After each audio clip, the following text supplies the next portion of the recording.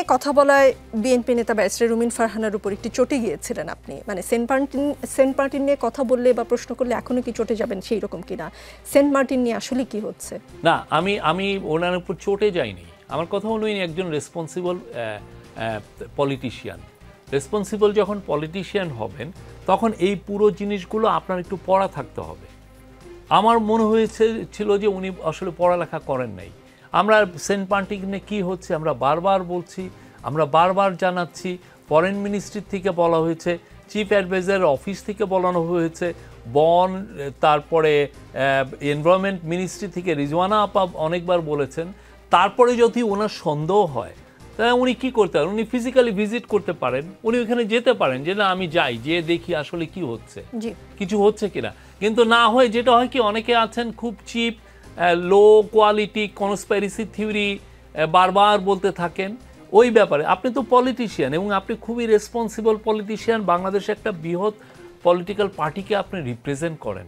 তো আপনার কাছ থেকে তো আমি আশা করব যে আপনি সত্য কথাটা বলবেন। ব্যারিস্টার রুমিন ফারহানা যেহেতু এখানে নেই এবং আপনি একতরফা বললেন, আমি ব্যারিস্টার রুমিন ফারহানা থাকলে যে প্রশ্নটি করতেন আমি একটু চিন্তা করে বলার চেষ্টা করি যে তিনি যেটা পরবর্তীতে প্রশ্ন করেছিলেন বাড়ির পাশে বুড়িগঙ্গা নিয়ে সরকার কি কি করলে এই কয়দিনে, সেটা চোখে পড়েনি। এত দূরে সেন্ট মার্টিন নিয়েই সরকারের কেন এত মাথা ব্যথা, সেটা কি জনগণ পরিষ্কারভাবে বুঝতে পারছে? মাথা ব্যথা তো কিছু করিনি আমরা। কি করেছি সেন্ট মার্টিনে? সেন্ট মার্টিন একটা রেয়ার কোরাল আইল্যান্ড।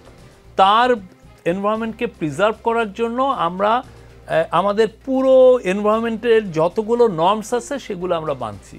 আমরা এক্সপার্টদের সাথে কথা বলেছি, তারা বলেছে যে এটার একটা সার্টেন পিরিয়ড অফ টাইমের পরে এখানে ভিজিটর অ্যালাউই করা যাবে না।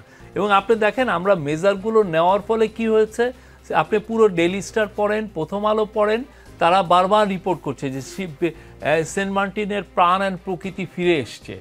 আপনি যে দেখে আসেন, আমি আপনাকে ইনভাইট করি, আপনারা অনেকগুলো টিভি রিপোর্টার নিয়ে আমরা আপনাদেরকে নিয়ে যে দেখাই। না না, আমরা নিজ উদ্যোগে রিপোর্টারকে পাঠিয়েছি। সন্দেহ তখন হয় কিনা শফিকুল আলম, ঢাকা আপনি যেমন বললেন, সন্দেহটা তৈরি হয় যখন পলিটিশিয়ানরা এই কনস্পিরেসি স্টোরিগুলো নিজেরা প্রমোট করে। আমি একটু প্রশ্নটা শেষ করি। সন্দেহ তখন হয় কিনা যখন আপনি যেমন বললেন যে সেন্ট মার্টিন একটা rare coral island, Buriganga Dhaka শহরের প্রাণ। আমরা যখন দেখি বুড়িগঙ্গা সেই বিগত সরকারের আমলে যেমন পানির রং ছিল এখনো সেই রকম, সরকার বদলায় পানির রং আর বদলায় না। বুড়িগঙ্গায় প্রাণ বৈচিত্র্য নিয়ে আসলে যখন কারো মাথা ব্যথা থাকে না তখন আসলে সন্দেহগুলো হয় কিনা? আপনি বুড়িগঙ্গার সাথে মিনিমাম 300 থেকে 400 ফ্যাক্টরি জড়িত। বুড়িগঙ্গার সাথে টোটাল বাংলাদেশ ঢাকার বর্জ্য ব্যবস্থাপনা জড়িত।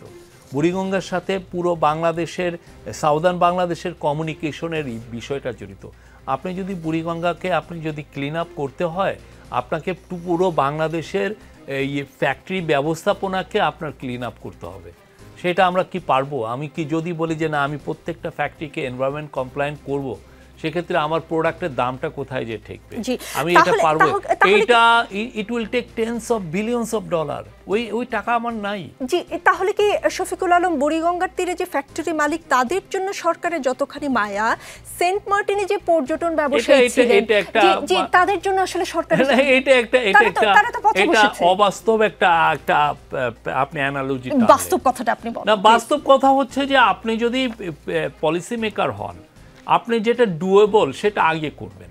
এটা আমার ডুয়েবল, আমি এটা করছি। যে পর্যটন ব্যবসায়ীদের রুটি রুজি বন্ধ করে দেওয়া ডুয়েবল, এটা আমার ডুয়েবল, আমি এটা করছি। আর আমাদের ইচ্ছা আছে বুড়িগঙ্গা সহ অনেকগুলো রিভারকে আমরা ক্লিন আপ করব, সেটার জন্য আমরা মাস্টার প্ল্যান নিচ্ছি আমরা। কিন্তু কথা হচ্ছে যে এটার যে টাকাগুলো লাগবে সেই টাকাগুলো আমার আপাতত নাই।